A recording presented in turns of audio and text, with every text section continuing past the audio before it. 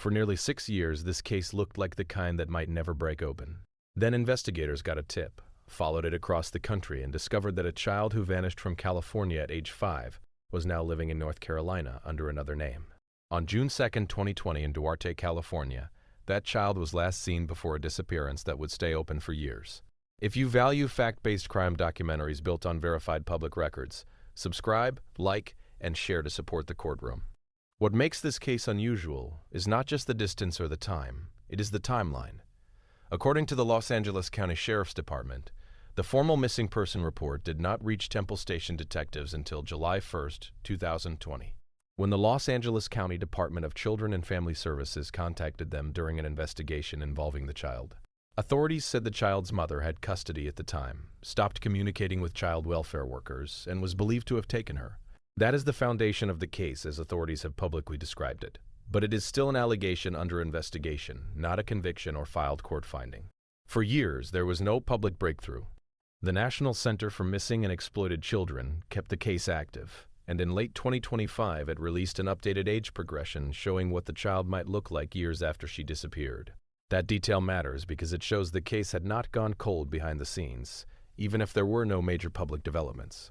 Investigators and missing child advocates were still trying to generate the lead that might finally move the case. That lead arrived on March 6, 2026. The Los Angeles County Sheriff's Department said Temple Station detectives received information suggesting the child might be in Washington County, North Carolina.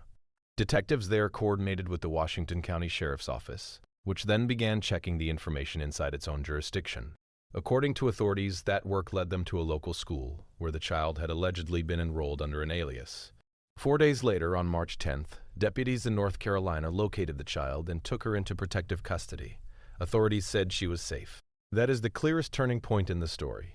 Not a dramatic chase, not a public standoff, but a careful cross-country coordination between California and North Carolina agencies that ended with the recovery of an 11-year-old who had been missing since 2020.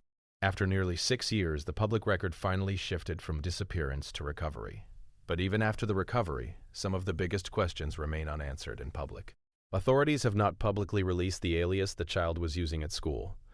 They have not publicly explained exactly how long she had been in North Carolina, who may have known her true identity there, or how the tip that broke the case first surfaced. Those gaps matter because they define what this story is right now. A major recovery, but still an incomplete public narrative.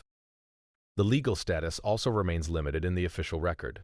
The Sheriff's Department in Los Angeles said the investigation is ongoing and that additional information would be released when available. NCMEC likewise said no one had been arrested at the time of its recovery update. One local North Carolina TV report described the mother as being in custody without charges, but that detail had not appeared in the official LASD or NCMEC statements I reviewed. So the safest verified update is this. As of March 15, 2026, the child had been recovered safely, and authorities had not publicly announced any filed charges in the official sources reviewed for this video. Anyone under investigation is presumed innocent unless and until proven guilty in a court of law. So the most important fact in this case is also the simplest one. A child who disappeared from Duarte in 2020 was found alive in North Carolina in March 2006. The investigation now moves to the question that matters most after any long-term recovery. What exactly happened during those missing years, and whether authorities will eventually bring criminal charges or release a fuller explanation of how the child was hidden for so long. As of the latest available information, the investigation is ongoing.